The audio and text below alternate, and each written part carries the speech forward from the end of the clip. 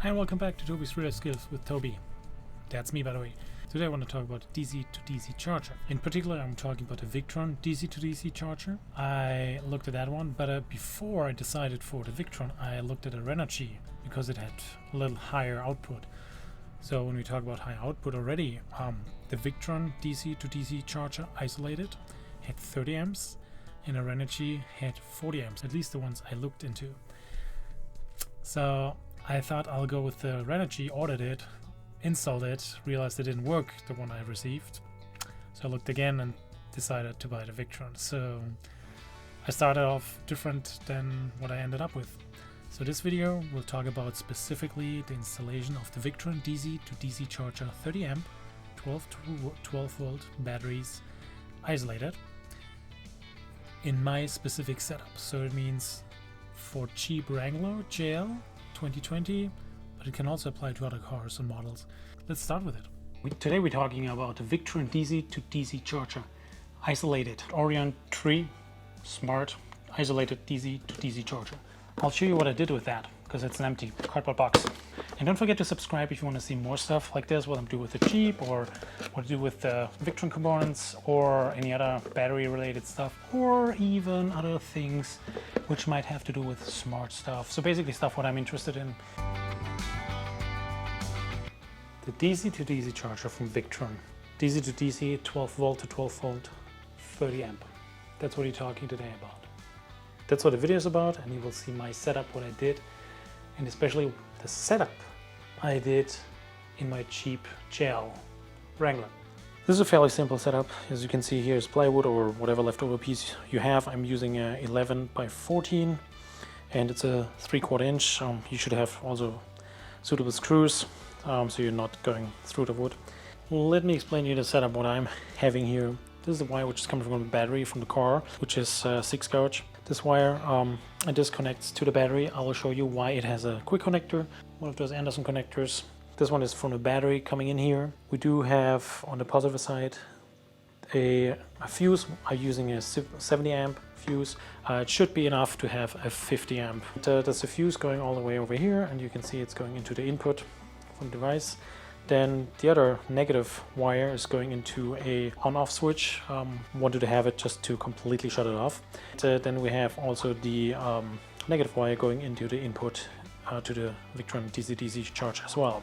As you can see here, we also have the output negative wire going straight into a quick connect, and the positive wire going into another fuse, this time a fuse switch on purpose, so I can also disconnect it if there's something going wrong.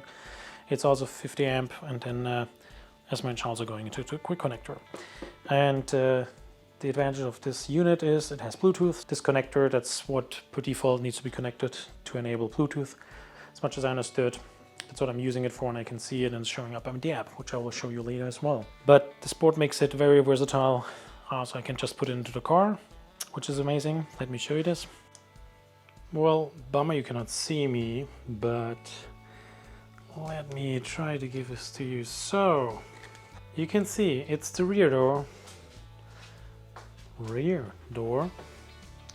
seat, and you can see underneath the driver's seat. The driver's seat is pulled back all the way at the moment, and there you can see the board basically pushed underneath, and there's plenty of space to right, left, front and back. That there's airflow. You might be able to plug the air outlet underneath this board, but so far it worked well, and it worked well for me. The cool thing about this setup is, and that's what I'm showing you now, when I fold down the rear left seat, I still have plenty of space. It's perfectly fitting, to be honest, board, and I can reach it from the side, or I can even reach it from the driver's seat if needed.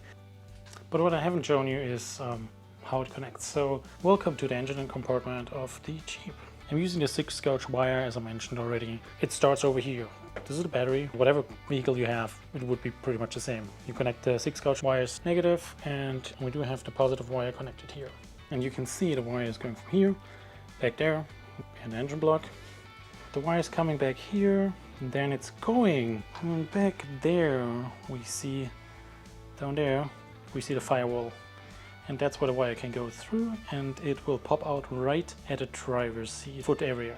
Down in the foot area, which is here.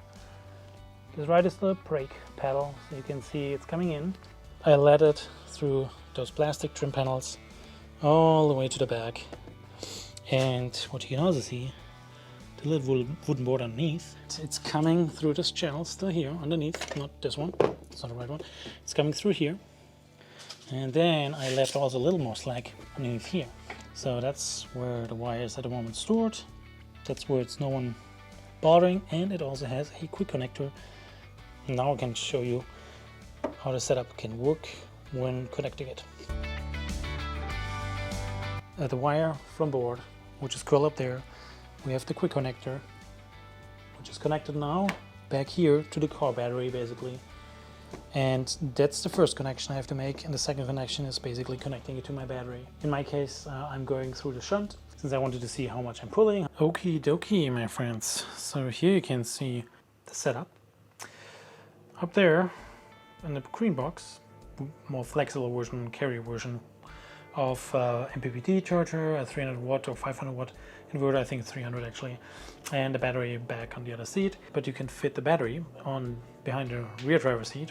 What I want to show you here, so the battery is pretty fully charged to be honest, so it's hard to show you the full output. Here you can see I do have, of course, all my components from Battery Protect, Battery Sense, MPPT. I have the Orion, you have, of course, the Raspberry Pi and the Smart Shunt. In the Orion you see already 12.55 volts, that's the car.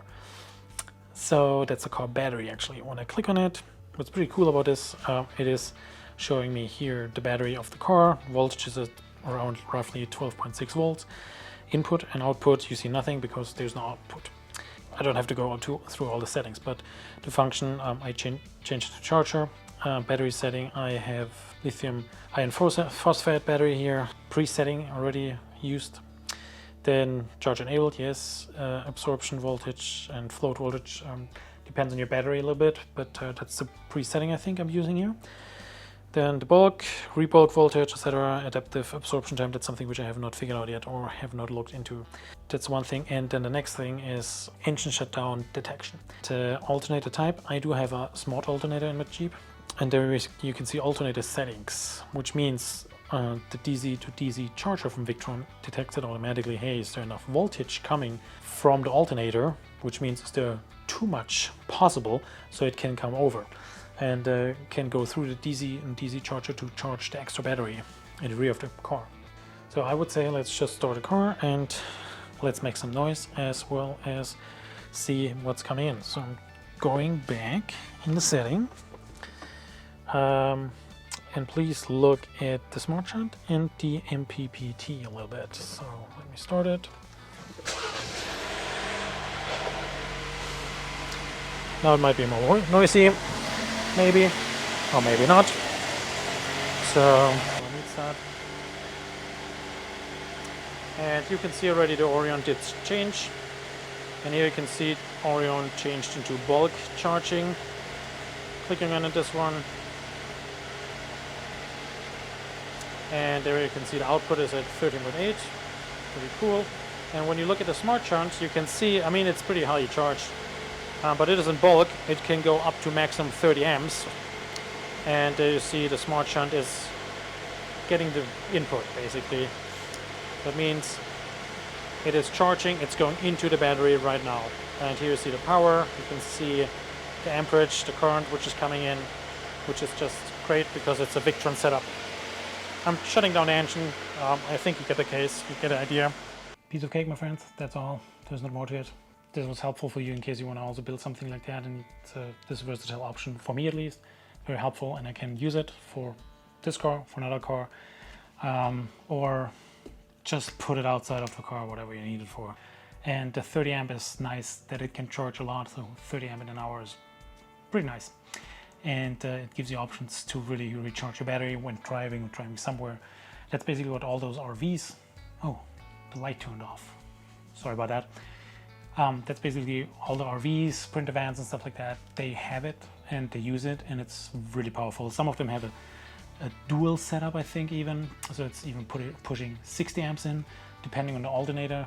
You can also get a big alternator for Jeep, for example. This should showcase you how it works in the Jeep, but it should also show you the capability of putting it in different cars.